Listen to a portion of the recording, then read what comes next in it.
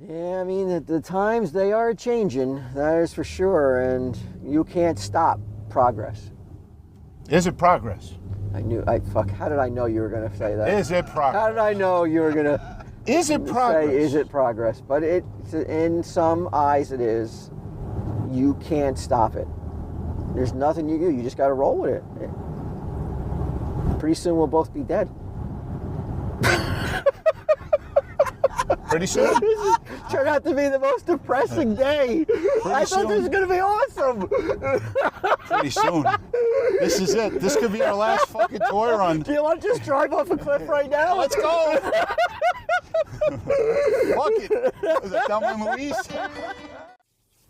All right, so lunch is out of the way. Where to next? Freehold? You going to Freehold? We'll go to Freehold and down 9. Yeah, we'll go down 9. How was lunch though? Mine was pretty good. How's your steak, son? Like as we found out today, a lot of things change. Yes. And the Denny's steak has changed since the last time I had it. It was a little bit stringy. You know what though? It's more about the company at the table than the food. That for me. So, I give it a 10 based solely on who's at the table. Unless I throw up. So we're off to Freehold, and what Freehold offered us was 3 big destinations. It was relatively new mall at the time, too. Yeah, Freehold Raceway Mall. And Freehold Raceway Mall had a store that went out of business. Loved it. God, I don't know what year did it go out of business. Probably 2000, yeah, 2004, probably in that area. In that era. But it was called the Warner Brothers Studio Store. Why did you love it? I can hear you over here. I can see you getting all misty-eyed about it. At that time, there wasn't a store that was, you walk in, you would see I was a big Warner Brother cartoon, I still am. I love the Warner Brother cartoons. They would have a lot of product.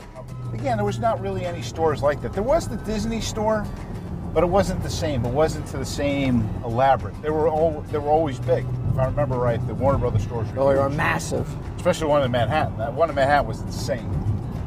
But then I started looking in the back, and they had all this artwork.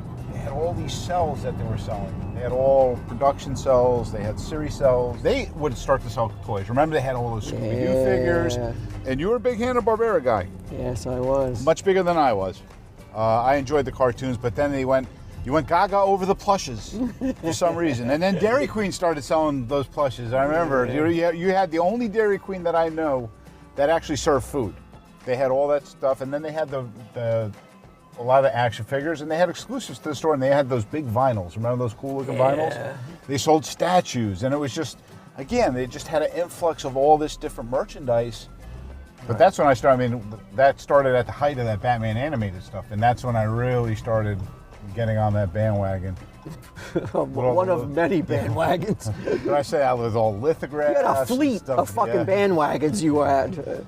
I had my own Warner Brothers store. I was thinking about opening up my own.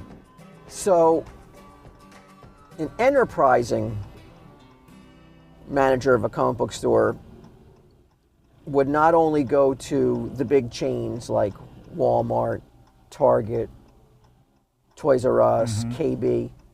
An enterprising manager would also look for hot toys, figures, anything that he could flip at his store, even going to rival comic book stores. And that's what we would do as well. We would go to other comic book stores, buy their shit. All the good shit. I'd be like, you get more money than what you were selling. I'm buying your shit at whatever you want for it. I get even more money than that at my store. That's just how better our store is than your store. I didn't like to think like that, but I thought I was scratching his back, and and in turn I was scratching my back by having. In a sense, you'd be correct because he's still getting the price that he had on the exactly. Whatever.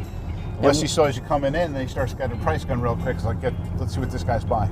And now one of the 2 stores that we would hit on a regular basis would be a store called Adventure Planet. Do you remember Adventure Planet? Oh yes. Who could forget it? The thing that I recall the most, and how, like, with much fondness, and I look back upon it and I'm like, damn, I thought this was going to be me at one point. I thought I was going to have this gig that Adventure Planet had set up. The guy who ran Adventure Planet, his name was Mark. And he had the sweetest, most adorable old father yeah. that he would come in and like when he couldn't be there, the old man would run the It show. seemed like a lot that the old man was there too. Yeah, and I just was like, man, what a sweet little setup. You know, you got your dad here, and they had a good relationship. It looked like they, you know, they got along really great, and it was like really warm and friendly. And I thought for sure I was going to be that old man at the stash. And I don't know who I mean, maybe you would be the son. I don't know. I don't know I don't know how that would have worked out. I think it'd be working out better considering you're older. So you'd be like, you know, you're the old man. What's up, Pops? But it as it turned out, that didn't happen the way I thought it was going to happen. But mentally, I think it did. But Adventure Planet was a store that I liked going into because I liked the guys who ran it, Mark and his father, and they were hustlers, man. They had a store in Woodbridge, they had a store in Freehold, Englishtown. And they had like a little stand inside Englishtown flea market. So these guys were constantly having to figure out, you know, how to cover the store hours on the weekends, at least, because the Englishtown was only on the weekends. And they were two sweethearts. I really liked those guys. They had a lot of stuff, man. Oh my God! It wasn't just like retro. I mean, it wasn't like new toys. He had a lot of vintage stuff. He had a lot of loose stuff. Remember, he sold all those wrestling figures, a lot of loose figures. And I didn't feel bad about going into, you know, Mark's place. And the reason was because he knew right off the bat what we were doing. Right. So, like, let's say he was a fan though too, wasn't he? and let's say I dropped like $300 on toys. You know, he would give me a break. He's like, well, you're buying this much stuff, I'll give you a break. Because he was doing it too. He was doing what we were doing, but up north, he was finding the box job. Yeah, there's no way is he just. But I'm saying, I don't know where he. You know, maybe that could have been me. That could have been me like 10 years later if I didn't sell my stuff. I could open up a store. Yeah, I could have had all that stuff. Yeah, I think you did it the right way, though, selling it on eBay, though, rather than paying a monthly rent. Yeah, that's just definitely sitting there dying as you wait for somebody to come in to buy it. Definitely eats into your profit margins there. But the thing with his father, if you like, if Mark wasn't there, yeah, I gotta call Mark. Yeah, I really like that old man. I hope he's still around. But seeing how things have changed so much. When did Adventure Planet close? Let's not be too optimistic. I know, but I would like to think that he's alive in our hearts. That Mark and him are still going out to Walmarts picking up toys, and I don't think Mark's doing that either. Yeah, I don't know, but yeah, that Adventure Planet was a store that I really dug going to, and they were in Freehold. What was the reason why why he actually folded up? Was there any reason? Well, I mean, I don't know. I know he started closing store by store, obviously. Well, something happened, and I don't know if I should tell this story, but he came into the stash one day, hadn't seen him in a while. Personal problems? And to inform me that his diamond bill, or his diamond account had been suspended for not paying the bill, and he wanted to know if he could add orders to the stash's diamond bill. And I was like, well, why am I going to do that if you can't pay your diamond bill? What makes me think that you're going to be able to pay the bill when your product comes in? And I was like, I got to talk to Kevin about that. And I never did talk to Kevin about that. I never really saw the guy again. I got to get over? Yes. Yeah, he was like selling, he got another job doing something. He was selling the Rosetta Stone. Yeah. In the mall at a kiosk. I mean, hey, look, I went from selling that Spanish one. I went from selling comics and toys to sitting in a room with Ginnam all day. And, I don't know who had it, who got the raw end of that deal, me or Mark. At least he sat in with old man. Yeah, that's a challenge. And another store out in the Freehold area that I didn't have such a friendly rapport with as I did with Adventure Planet. These guys just, whereas Mark and his father they oozed warmth. the comic store in Howell, New Jersey. The record store. Well, then they became the comic book store, didn't they? No, they used to. One of the guys that worked there. Is this it right up here? No, keep going straight. That's straight.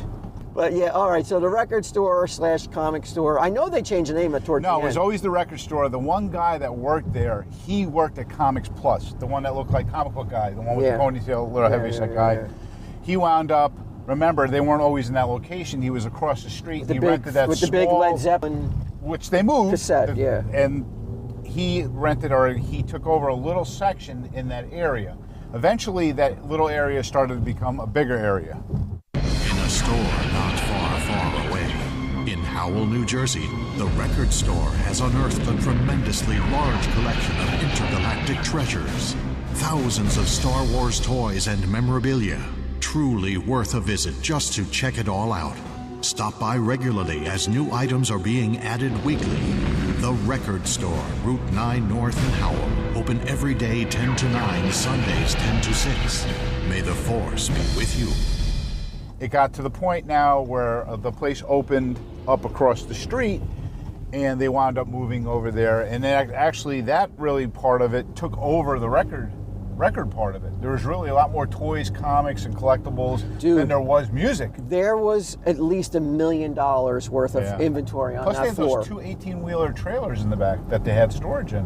I always maintain that, the only reason that the Stash got a TV show was because of the Kevin Smith connection. We did not have as much merch as all the other stores. They dwarfed our selection because I was so concerned about having too much product. Well, and killing us and drowning in product. But if you notice though, it's like every time that we went to those places, a lot of times nothing moved. A lot of the stuff was still there. I mean, other than maybe the new stuff. A lot of that old stuff, I mean, you have to have a selective fan base, people looking for that stuff. But once eBay came out, you're able to get rid of a lot of that stuff. Right. But there's times where you go into Mark's place and he would, and remember I made that one comment there, and it's just like, yeah, I'm the one that buys all your dog toys. It's like I'm buying fucking dinosaur figures, I'm buying Mystery Men figures, all stuff like that. It's just like they're not going to sell them anyways. Yeah, but we kind of got by on reputation, the Stash. It really wasn't a place that had the greatest selection of action figures. We had good stuff, but I didn't have a lot of stuff, though. I was always worried about having too much stuff and it just choking us and it not being... After when, the return days and I wasn't going out anymore, you're talking about. Well, there was just some stuff, though, that you couldn't return. And you couldn't return everything. Even though I tried to have But I was no everything. risk. When I was there doing all that stuff, it was all no risk. Yeah. Now it became, once they did fix their situation and they started slowly not stocking toys, places were disappearing, now you actually had to order cases and keep them. Well, look at the finest example of my way of thinking of running the place was when we moved from 35 to the new place. I was involved with the move. How many action figures do you think were actually taken over to the new place? I mean, not even a tote. So I was always cognizant of just not having $1 million worth of product on the wall that doesn't sell.